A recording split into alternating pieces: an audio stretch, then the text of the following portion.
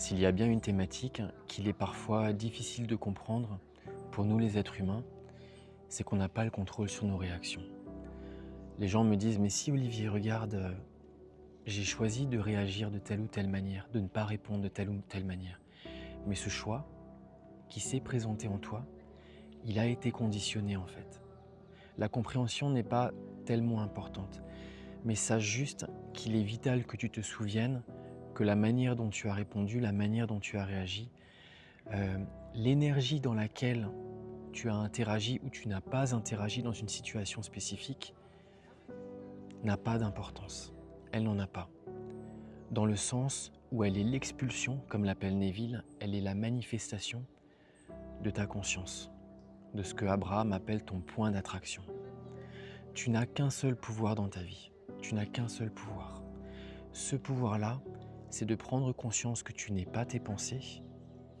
C'est le pouvoir de comprendre que tu n'es pas tes émotions, tu n'es pas ton ressenti et tu n'es pas tout ce qui passe à l'intérieur de toi.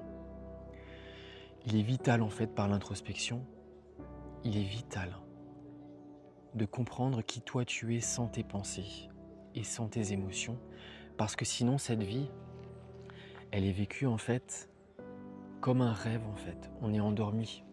Tu sais, la nuit, on est en train de rêver et au milieu de notre rêve, on a l'impression que le rêve il est réel.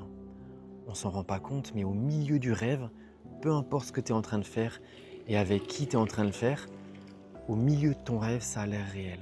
C'est que le matin, quand tu te réveilles, que tu te rends compte, purée, mais en fait, rien n'a été réel en fait dans ce rêve. C'est pour ça qu'il est tellement important, par l'introspection, par la méditation, pas par quelque chose à accomplir. Il n'y a pas d'accomplissement, il n'y a pas de résultat, il n'y a pas à bien faire. Il y a juste à te rappeler de qui toi tu es et de faire l'expérience de ce que tu es sans tes pensées et sans tes émotions. Sinon, tu es encore identifié à ce que tu n'es pas et tu es encore en fait plongé dans ton rêve, pensant que le rêve est réel.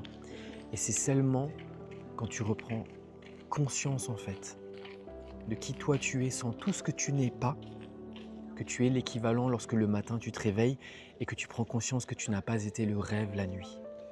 Il n'y a rien de dramatique là-dedans, il n'y a rien à accomplir, il n'y a pas de résultat, il n'y a même pas de pratique à faire, il n'y a pas de bien faire ou de mal faire, il y a juste à observer.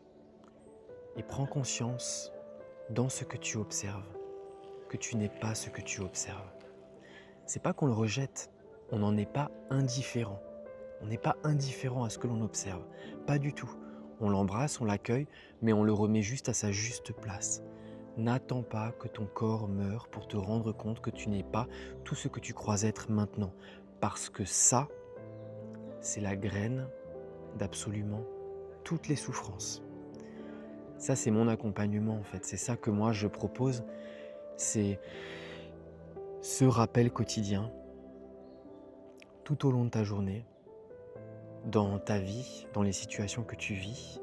Je suis constamment là juste pour te rappeler qui toi tu es, pour te décalibrer de ce que tu n'es pas et te déculpabiliser de situations sur lesquelles en réalité tu n'as eu aucun libre arbitre. Mais tu as le pouvoir d'être conscient de ce que tu es et de ce que tu n'es pas. Ce libre arbitre, il t'appartient et c'est ce chemin que moi je te partage. J'espère qu'il résonne avec toi. En tout cas, je suis très heureux de votre présence à tous et de ta présence à toi. C'est un bonheur pour moi que de partager ce message que je ne pensais pas pouvoir partager un jour, qui est le résultat de toutes ces années dans le monastère du silence où j'ai vécu en Inde, presque 6 années, et dans la proximité des guérisseuses d'Indonésie, où vraiment en fait ces personnes-là sont l'incarnation de cette conscience qui est décalibrée de ce rêve en fait, qui ne cherche pas à rejeter le rêve.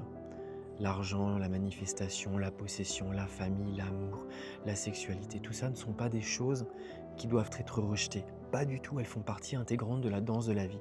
Mais elles doivent être remises à leur juste place. C'est la seule chose qui est importante. Voilà. Je te remercie pour ton écoute Et je te dis à très bientôt pour la suite.